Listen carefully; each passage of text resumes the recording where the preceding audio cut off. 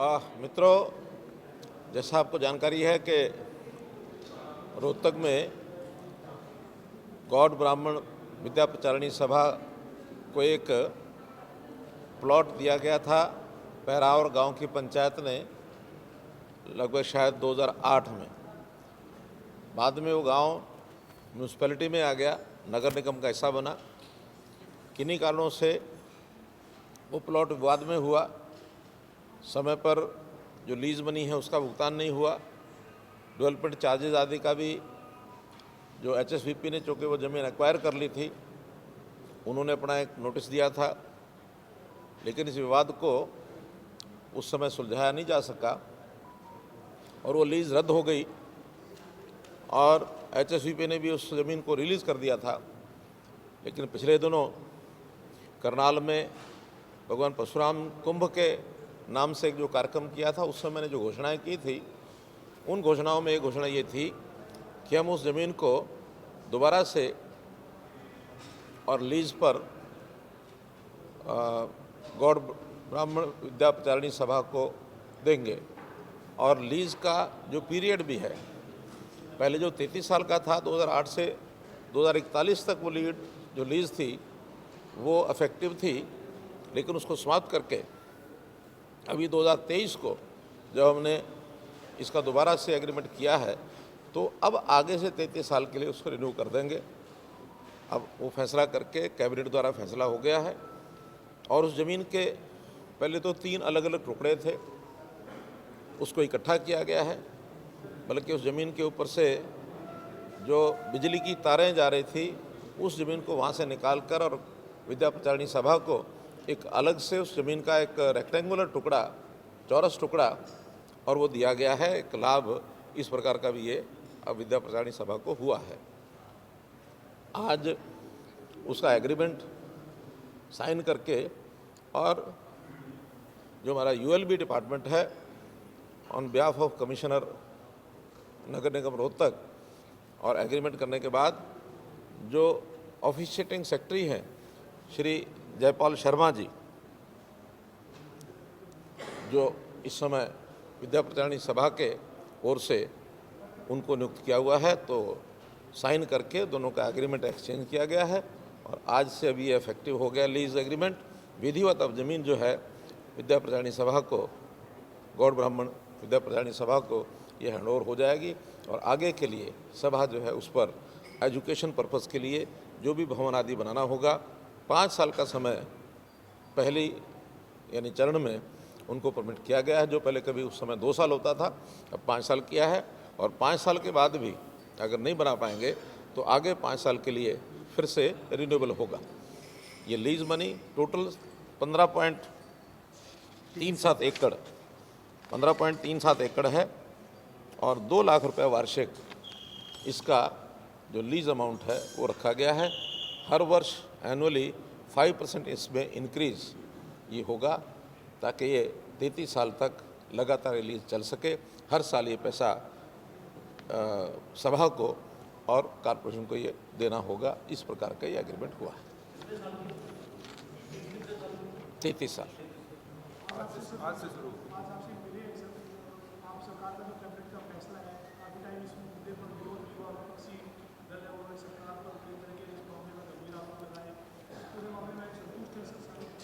देखिए, कोई विरोध का कारण नहीं था, क्योंकि अब उनके समय का जो लीज एग्रीमेंट हुआ था, मुझे लगता है वही शुरू में एक डिफेक्टिव लीज एग्रीमेंट में उसको कहूँगा, क्योंकि बहुत कम समय 2 साल के लिए उनको कंस्ट्रक्शन का पीरियड दिया गया।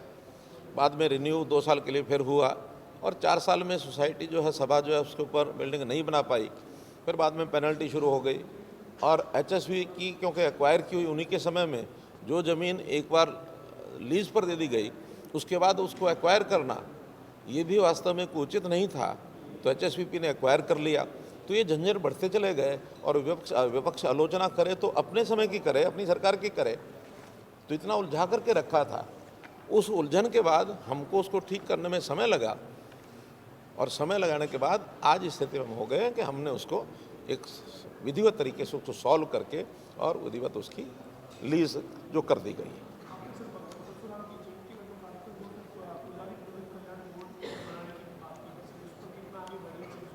देखिए, जितनी घोषणाएं हुई थी उसमें काफ़ी घोषणाओं पर काम हो चुका है।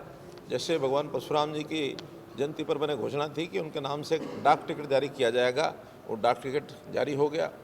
उनके जन्म की तिथि को राष्ट्रीय नहीं जो गज़टेड हॉलीडे ये हमने घोषणा की थी, वो सब हुआ है। इसी प्रकार करनाल के एक चौक पर जो फुआरा चौक, उसका नाम भाई बद्रीदास सत्यास छिब्बर के नाम से वो रख दिया गया है। मेडिकल कॉलेज जो कैथल का है उसका नाम भगवान परशुराम जी के नाम से किया गया था, वो भी फाइनल हो गया, कर दिया गया है। धौली की ज़मीन का मालिकाना हक जो प्राइवेट ज़मीन है लगभग 1700 एकड़, वो फाइनल की जा चुकी है। अब जिसकी भी ज़मीन प्राइवेट इस तौर पर है तो डिप्टी कमिश्नर को अधिकार दिया है कि डिप्टी कमिश्नर उस ज़मीन को जो प्राइवेट ज़मीन है उसके लिए विधिवत कागज़ वो बना करके दे सकते हैं। तो ऐसी जितनी भी इस प्रकार की मांगें थी वो पूरी हो गई हैं। कुछ मांगें अभी पाइपलाइन में हैं, जैसा आपने बताया कि पुजारियों के लिए, पुरोहितों के लिए बोर्ड, वो भी पाइपलाइन में है, क्योंकि उसके ऊपर भी एक हमको पॉलिसी या उसका एक एक्ट ये बनाना होगा, वो जल्दी बन करके आ जाएगा।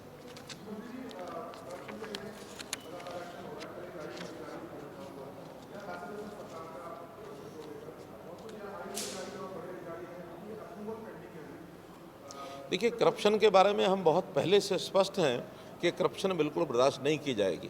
आपको पता होगा कि हमने अपने मैनिफेस्टो में भी लिखा था, 2014 में घोषणा की थी कि हमारी सरकार ज़ीरो टॉलरेंस फॉर करप्शन, और उसके बाद लगातार जो करप्शन के विषय हमारे ध्यान में आए हैं और जिसके बारे में भी हमको कोई पुख्ता सबूत मिले हैं, उसमें कहीं कोई कमी छोड़ी नहीं है।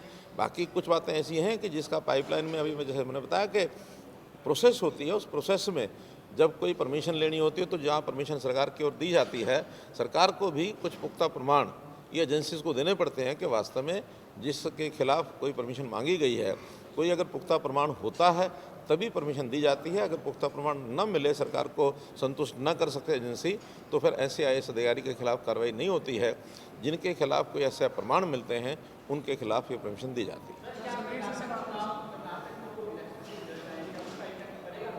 अरे नहीं, दूर दूर तक नहीं पड़ेगा। उत्साह होना तो अब अलग बात है, लेकिन जब ज़मीन पर कुछ दिखेगा तब आपको पता लगेगा। आप देख रहे हैं कि हरियाणा में जैसे मेरे गांव के कार्यक्रम हो रहे हैं और अति उत्साह में लोग हज़ारों की संख्या में वहाँ एक एक गांव में आ रहे हैं। मैं भी 4 जिले कर चुका हूँ और ऐसा क्षेत्र जहाँ हमारा कोई पहले एक भी विधानसभा की सीट हमारी नहीं थी, उन क्षेत्रों में भी अति उत्साह है।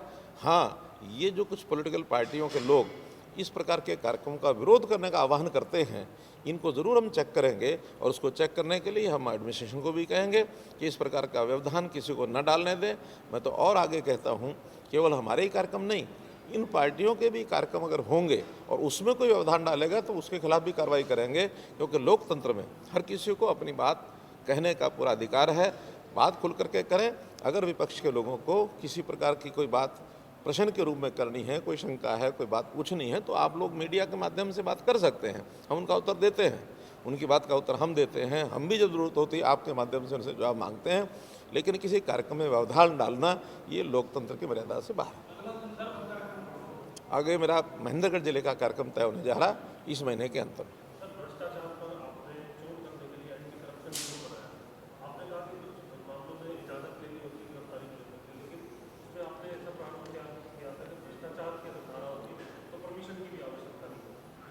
नहीं, ऐसा नहीं है। जहाँ कहीं रंगे हाथों कोई पकड़ा जाता है, जिसमें सबूत की ऐसी आवश्यकता, बताने की आवश्यकता नहीं, तो जो सबूत प्रत्यक्ष होता है ऐसी जगह परमिशन नहीं लेनी होती।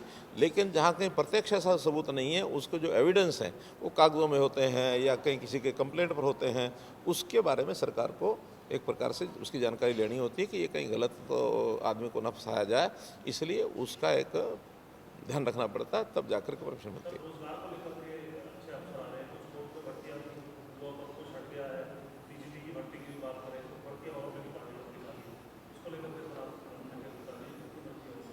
देखिए, अभी तक जैसे हमने बताया कि 1 लाख से ऊपर भर्तियाँ, सरकारी भर्तियाँ हो चुकी हैं। अभी अगले महीने में 35,000 के लगभग ग्रुप C की भर्तियों के लिए आवेदन हो चुके हैं। उसके एग्ज़ाम ये शुरू हो जाएंगे और बहुत जल्दी ग्रुप D की एडवर्टाइजमेंट ये भी निकलने वाली है सीईटी की, वो एडवर्टाइजमेंट निकलेगी तो लगभग 12 से 15 हज़ार भर्तियाँ उसमें भी होंगी। तो ये भर्तियाँ हम लगातार दे रहे हैं। कुछ डिपार्टमेंट्स में जहाँ भर्तियाँ देरी हो रही है वहाँ एचकेआरएन के माध्यम से भी जितनी रिक्वेशन आती है वो भी हमको पूरा करते हैं, ताकि किसी विभाग में कर्मचारियों की कमी न रहे, काम प्रभावित ना हो। इसलिए हर तरीके से हम जो इस काम को कर रहे हैं आगे बढ़ा रहे हैं। धन्यवाद। अभी जल्दी उसकी रिक्वेशन, क्योंकि एक बार कोर्ट ने उसको रद्द किया है यानी हमारी एडवर्टाइजमेंट को, लेकिन जो रिक्वेशन है वो बरकरार है और बहुत जल्दी उसमें जितनी भी रिवाइज़ करने की जो यानी कंडीशंस थी वो सब रिवाइज़ करके और नया एक एडवर्टाइजमेंट बना करके बहुत जल्दी डिपार्टमेंट यानी एचपीएससी उसकी एडवर्टाइजमेंट करेगा। धन्यवाद।